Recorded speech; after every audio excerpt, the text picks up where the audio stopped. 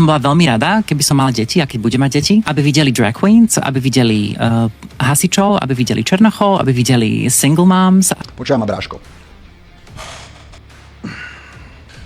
Za prvé, ty nemôžeš mať deti, pretože ty si týpek, ty nejsi dievča. Jaké ty chceš deti? Ja ty myslíš cudzie deti. Liberty Black Simon chce zobrať cudzie decko z decáku, ktoré ani není jej, ktoré si iba požičia, pretože táto krajina umožňuje aj takýmto ľuďom zobrať si dieťa. A potom to dieťa bude právať na transvestity show, že muži sa sexuálne prezlečú a eroticky tancujú. Na toto chce zobrať decko, ktoré ani není len jej, to je cudzie decko, ktoré ty si zoberieš z decáku. Namiesto toho, aby tam v decáku to decko malo normálnu riadnu výchovu, aj keď neúplne plnohodnotnú, ale aspoň riadnu, aspoň v súlade s morálnymi hodnotami, ty ho odtiaľ zobereš, pretože táto krajina to povoluje aj ľuďom ako si ty a budeš ho brávať na drag queen vystúpenia. A vy sa potom bijete do prs, že prečo vy nemáte práva adoptovať si deti tak ako heterosexuálne páry. A na druhú stranu hneď povieš, že ty budeš to decko brávať na drag queens. Ale ty nemôžeš mať vlastné deti, pretože ty si chlap v prevleku. Ty si mistr prevleku. Ty si mystik z X-menov. Ty si týpek, ktorý si odrezal svoj kokot. Ty nemôžeš mať deti. Takže ty chceš ukradnúť cudzie decko z decáku